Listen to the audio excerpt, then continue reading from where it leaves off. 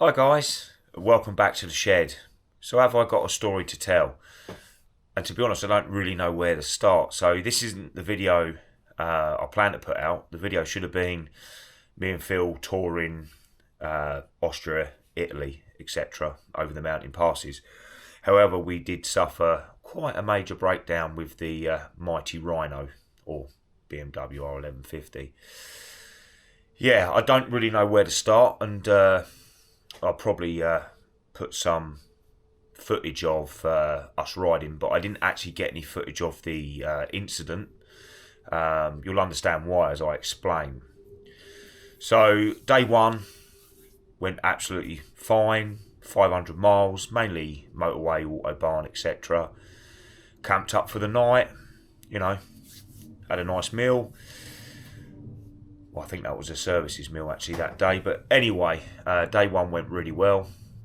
Day two started off quite well, so at the point of the breakdown, we were probably about 800 miles in, about 100 miles away from Austria, in the middle of Germany, on the Autobahn, and luckily we had just gone into a contraflow and slowed down to about 40 miles an hour when Phil said to me, "Oh, I think my rear tyre's going down."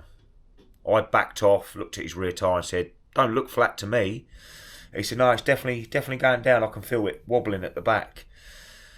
To which I said, "Well, we're in a contraflow on the wrong side of the Autobahn. We just need to, just limp it and let's get out the contraflow and get onto the hard shoulder and we'll try and sort it." I went in front with the hazards on. Looking in the mirror, Phil said, "Oh crap, I think the front's got a flat now." And as I looked in the mirror, I could see the whole bike shaking around, and all of a sudden the whole bike collapsed, rear wheel fell off, and Phil just come to an abrupt stop, sat upright on the bike with the back wheel folded underneath him. Now, being stuck in a contraflow on an Autobahn, single lane, cars whizzing past, I didn't think to put the camera on, and I didn't get any footage of the fix or anything, because like I say, I was more concerned for our safety than I was anything else. I've got the bike in the shed, so obviously we managed to repair it. So I've got the mighty Rhino here, and here's the rear wheel. What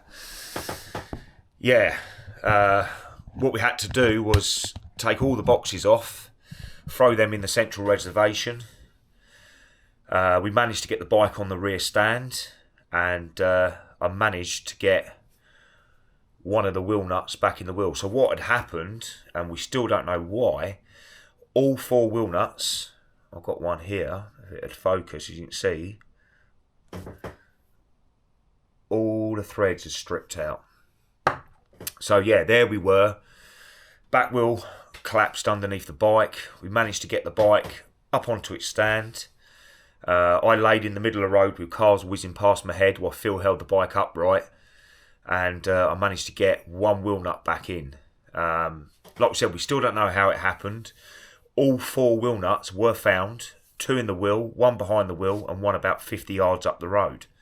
So all four wheel bolts came out at the same time.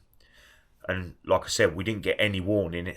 It was within a matter of seconds. I think I've got a flat. Next thing, wheels collapsed underneath the bike, and Phil's just sitting there on the floor. Well, he wasn't on the floor, the bike was on the floor, and he was just sat upright. Yeah, absolutely crazy. So, managed to get the bike up, managed to get one nut, because one of them, so I'll just go and reach forward, one of them still resembled some threads. Managed to get that in. We limped the bike to the side of the Autobahn, and there was services probably about 1 kilometre ahead, and we wheeled it. Well, Phil sat on it and just nursed it all the way up. Sat there, waited for recovery, but the damage on the bike is, I'll show you the damage before I continue the story. So what it did, as you can see, we got the rear caliper strapped up. It's bent all the rear caliper, broken all the pads. It's bent the rear disc, and obviously that's about it at the moment. Now, we got towed to a bike garage. However, it was quite late in the evening and they weren't open.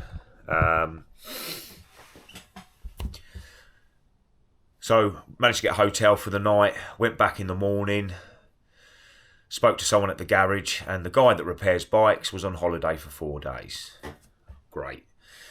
Luckily, a young German mechanic took pity on us and lent us some tools. So I managed to retap best I could, clean the threads out in the rear hub, and he found some what I can only assume were car subframe bolts of the right pitch, cut those down, and we sent them home at 200 Newton meters with loads of Loctite on them, and then we proceeded to be on our way. We did contact and actually go to a BMW dealer, but the bolts we required would have had to wait for 2 days. So we bodged it the best we can. Weren't aiming to get all the way home. We thought if we can just get a little bit further before Phil, needs repatriating to the UK on the back of a recovery truck, we just thought we'll see how far we can get. There's no repairing that properly. So yeah, strapped the rear brake up, sent new bolts home at 200 newtons, went to the local hardware shop, so bought an 18mm socket and breaker bar, and off we went, and we travelled over 2 days, 800 miles at 40 miles an hour, stopping very regularly to check the tightness of the rear bolts, and eventually we got home. Now, like I said, I didn't get any footage. At that point, it was just, we're in the crap, we need to get home. And it was a case of I couldn't be bothered to mess around with batteries and cameras. On Tuesday, we spent 15 hours in the saddle. We weren't aiming to get home that quick, but we stopped Tuesday morning thinking, right, we'll stop Tuesday night about 100 miles outside of Calais if we make it, and we'll get the train over early Wednesday morning. Spoke to a local French person who said on the 10th of September, which was the Wednesday, the whole of France is closed, everyone's on strike, and we thought, oh crap, we just need to keep going. So on the Tuesday, we left the campsite at 7 in the morning and we arrived on the Eurostar at 10 at night. So, was an epic adventure. Obviously not the one we planned. However, I've now got the mighty Rhino in the shed, and I'm going to attempt the repair. So speaking to a specialist, the actual whole rear drive unit is now toast.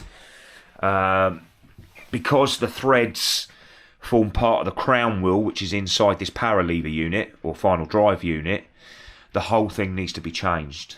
So I'm going to get on the phone this morning, get a second-hand power lever final drive unit, new disc. We've got one bent spoke where the bike landed on the wheel, second-hand caliper, and whatever else we need. So next video will be repairing Phil's mighty Rhino and getting that back on the road.